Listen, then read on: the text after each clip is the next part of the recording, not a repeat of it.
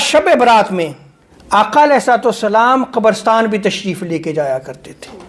سو شب برات نصف شعبان کو اگر آپ قبرستان جاتے ہیں تو یہ آقا علیہ السلام کی سنت مبارکہ ہے۔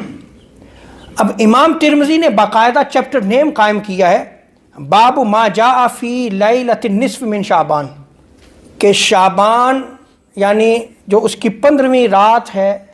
اس کے بارے میں جو کچھ بیان کیا گیا۔ اس کے تحت امام ترمذی وہ روایت کو نقل فرماتے ہیں کہ ام المومنین حضرت عائشہ صدیقہ رضی اللہ تعالی عنہ بیان فرماتی ہیں کہ ایک رات میں نے آقا علیہ السلام کو بستر پہ نہ پایا، میں نے آپ کو تلاش کیا، تلاش کرتے ہوئے میں اس مقام پہ پہنچی کہ حضور علیہ السلام جنت البقیع میں تشریف فرما ہیں۔ جب آقا علیہ السلام نے ام المومنین حضرت عائشہ صدیقہ رضی اللہ تعالی عنہ کو دیکھا تو فرمایا ان اللہ عز وجل ینزل من لیلۃ النصف من شعبان الی السماء الدنیا فیغفر لاکثر من عدد شعر غنم کلب، کہ اللہ تبارک و تعالی نصف شعبان کو اپنی شان کے مطابق آسمان دنیا پہ نزول فرماتا ہے، اور رب تعالی اس دن بنی کلب کی بکریوں کے بالوں کے برابر بندوں کو معاف فرماتا ہے۔ اور امام بہقی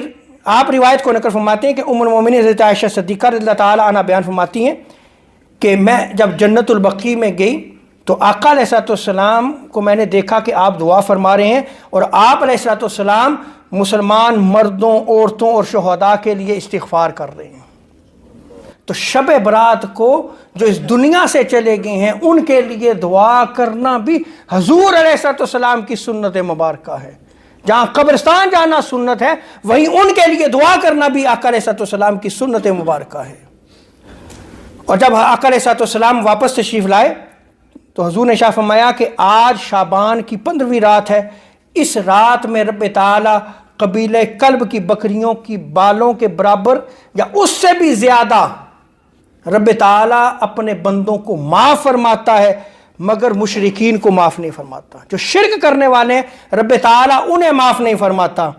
اور جنہیں چھوڑ دیتا ہے، جن کی طرف رب تعالی توجہ نہیں فرماتا، نظر رحمت نہیں فرماتا، ان میں سے کون کون آتے ہیں؟ جو دل میں کسی کے حوالے سے بغض رکھنے والا ہو،